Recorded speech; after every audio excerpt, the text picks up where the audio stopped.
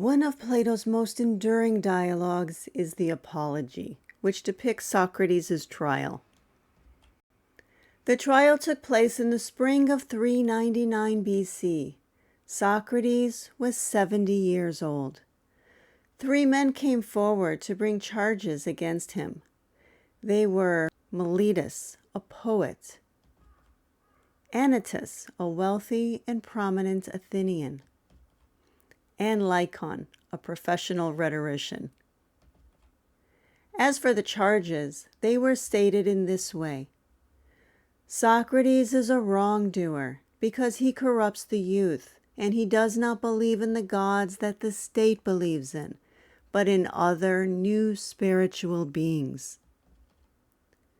Now, adherents to Platonism often feel a sense of loyalty to defend Socrates. He was unjustly put to death. He was innocent. These are actually 2 different points, but hardly anybody ever treats them as such. First, there's the question of whether or not he was innocent. And of both charges, or was he perhaps guilty of one and innocent of the other? And then there's the question of his execution. Is it possible for his execution to be unjust, even if he was guilty as charged? In this video, I'm going to look at each of the charges that were made against Socrates and see what picture of him unfolds. I'm going to start with the second of the charges, that Socrates does not believe in the gods the state believes in, but in other new spiritual beings. But what does this mean? Who are these spiritual beings? Well, the Greek word for these spiritual beings is daimonia. What are daimonia? Socrates often talked of a voice that guided him. Something divine and spiritual comes to me, the very thing which Miletus ridiculed in his indictment. I have had this from my childhood. It is a sort of voice that comes to me, and when it comes, it always holds me back from what I am thinking of doing, but never urges me forward. This voice he alluded to is his daimon. We might today call this a spiritual guide, or outside of Platonism, some might call it a guardian angel. Now, much has been made of Socrates' activities in Athenian society, talking to people of all ages and all social statuses, from prestigious military commanders to artisans in the marketplace. Of course, not everyone appreciated the direction that these conversations took. It resulted in what Socrates called a prejudice against him. There are 2 classes of my accusers. One, those who have just brought their accusations, and the other, those who brought it long ago. And consider that I must defend myself first against the latter. Socrates concluded that it is the reputation he had gained which resulted in the animosity that landed him in jail, and that ultimately led to his death. Great hatred has arisen against me in the minds of many persons, and this it is which will cause my condemnation, if it is to cause it, not Miletus or Anytus, but the prejudice and dislike of the many. And so this begs the question, if Socrates recognized that his questioning of people was creating this prejudice and dislike against him, then why did he do it? He famously declared that he would never stop. Perhaps someone might say, Socrates, can you not go away from us and live quietly without talking? No. And this is the hardest thing to make some of you believe. For I say that such conduct would be disobedience to the God, and that therefore I cannot keep quiet. You will think I am jesting, and will not believe me. And if again I say that to talk every day about virtue and the other things about which you hear me talking and examining myself and others is the greatest good to man, and that the unexamined life is not worth living, you will believe me still less. But why would it be disobedience to the God? And which God? And why is this behavior the greatest good to mankind? To unravel this mystery, Socrates tells a story of a friend of his asking the oracle at the temple of Apollo whether anyone was wiser than Socrates. He asked if there was anyone wiser than I. Now the Pythia, the priestess at the temple, replied that there was no one wiser.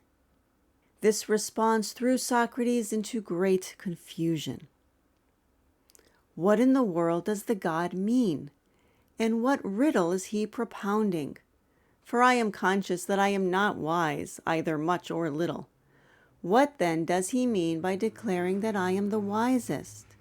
He certainly cannot be lying, for that is not possible for him. And so Socrates, being a pious man who did indeed honor the gods of the state, he was not willing to dismiss this answer. He decided instead to test it. I went to one of those who had a reputation for wisdom, thinking that there, if anywhere, I should prove the utterance wrong, and should show the oracle, "Look, this man is wiser than I, but you said I was wisest." And so we have to ask ourselves if testing a god is heretical. Does believing in the gods of the state mean obediently accepting whatever the priestess says? She did speak in the name of Apollo, after all. In another dialogue, Euthyphro, Socrates raises this very issue. Just consider this question. Is that which is holy loved by the gods because it is holy, or is it holy because it is loved by the gods? Did Apollo deem Socrates wise because he truly is, or is Socrates wise because Apollo said so? Is it enough that Apollo said so? Wouldn't a truly pious man want to understand the logos of the god to the degree that is humanly possible?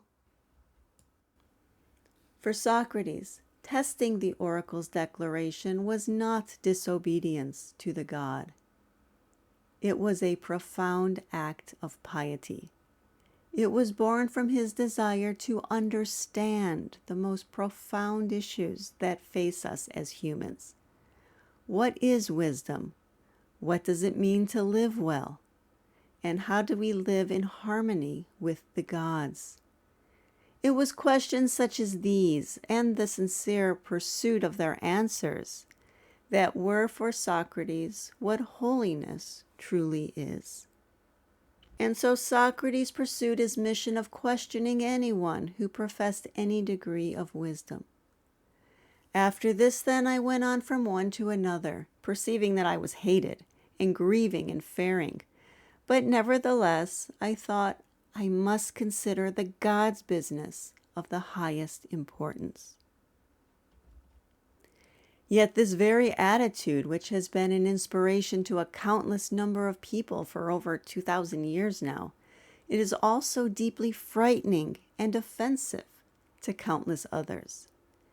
And so this brings me back to the significance of his daimon being the new spiritual being that he was accused of honoring in place of the gods of the state. I have been commanded to do this by the god through oracles and dreams, and in every way in which any man was ever commanded by divine power to do anything whatsoever. Socrates continued his questioning of those with a reputation for wisdom because, in addition to the oracle's words, he was also commanded by dreams and in every way in which anyone was ever commanded by divine power. In other words, he followed the guidance of his daimon. But is that guidance in place of honoring the gods, as his accusers claimed? Or is it actually a deeper adherence to the gods, to the divine logos that they providentially permeate through all, and that connects our world to our divine roots? I would argue that this fear and prejudice that was felt by Socrates' accusers is what led to the other of the two charges, that of corrupting the youth. For what can be more offensive to a blind believer than someone who is full of questions and seeks to understand the gods? And what is more dangerous than one who encourages others to do the same? And so a complex picture emerges. Socrates did bring in other new spiritual beings which the state did not believe in. Yet he also honored the gods. He felt he was doing their work. I am always busy in your interest, coming to each one of you individually like a father or an elder brother, and urging you to care for virtue. Now that is not like human conduct. Socrates introduced a new approach to a spiritual life, one that I would argue was more genuine and more meaningful than that which was professed by his accusers. Now, whether or not you agree with me will determine if you see his execution as justified, and if you deem his conduct as beneficial or corrupting. I try to persuade each of you to care for himself and his own perfection and goodness and wisdom, rather than for any of his belongings, and for the state itself, rather than for its interests, and to follow the same method in his care for other things.